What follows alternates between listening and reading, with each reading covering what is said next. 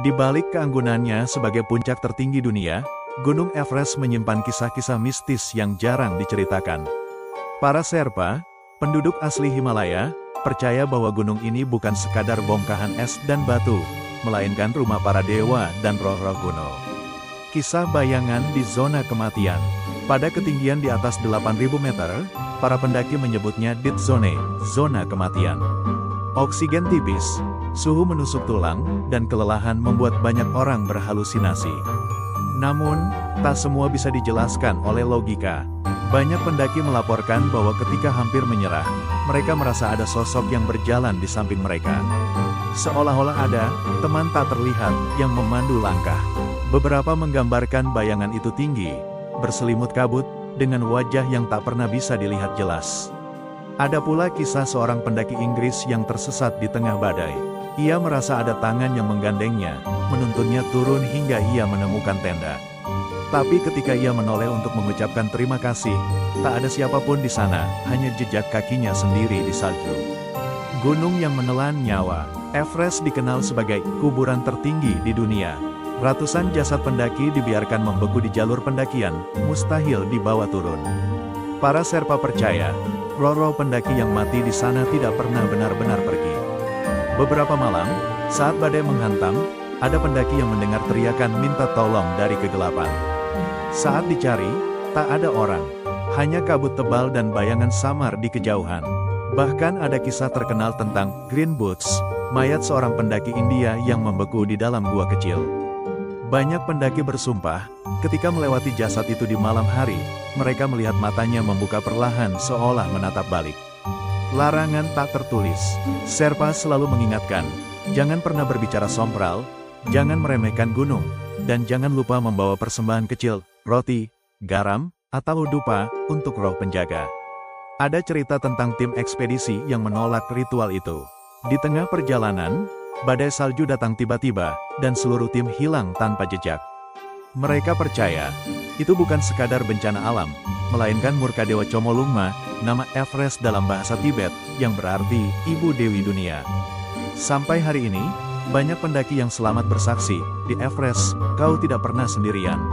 Ada sesuatu yang mengawasi setiap langkahmu. Mau saya buatkan versi lebih panjang dengan fokus pada pengalaman nyata para pendaki yang digabungkan dengan nuansa mistisnya, biar makin hidup. Anda bilang, lanjutkan. ChatGPT bilang, baik, saya lanjutkan dengan kisah nyata pendaki yang sering dikaitkan dengan fenomena mistis Gunung Everest, lalu saya balut dengan nuansa horor. Pendaki yang tak pernah pulang, kisah George Mallory.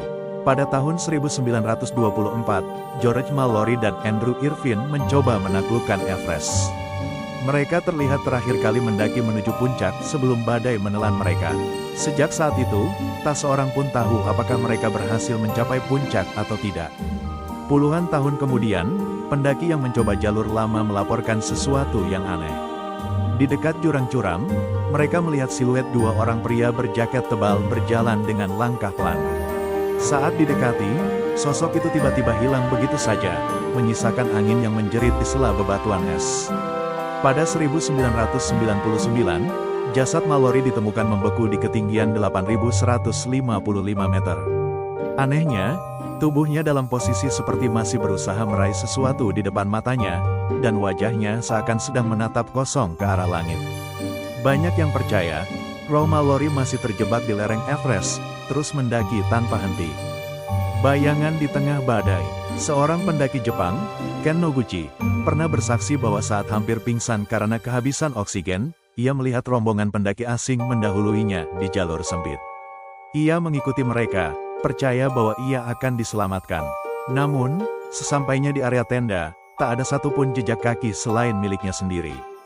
Sherpa yang bersamanya berkata lirih, "Kau sudah ditemani para arwah Everest. Mereka tidak semua jahat, tapi mereka akan menuntun siapapun yang sudah diambang kematian." Malam di Camp 4.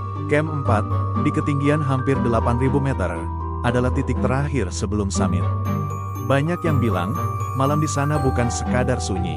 Para pendaki sering terbangun karena suara langkah bersepatu salju di sekitar tenda. Ada pula yang mendengar suara orang berbisik dalam bahasa asing, bahasa yang tidak pernah mereka kenali. Seorang pendaki Spanyol pernah merekam suara-suara itu. Ketika diputar ulang, terdengar samar seperti orang berdoa, bercampur dengan jeritan kesakitan. Hingga kini, rekaman itu masih menjadi misteri di kalangan pendaki gunung. Gunung yang hidup. Bagi para Sherpa, Everest adalah roh hidup. Jika ada yang sombong, gunung ini akan menelannya. Jika ada yang tulus, gunung bisa memberinya jalan pulang. Karena itu, sebelum mendaki, mereka selalu membakar dupa dan menaruh bendera doa di kaki gunung. Ritual ini bukan sekadar tradisi, tapi bentuk penghormatan agar roh-roh yang menghuni gunung tidak mengganggu.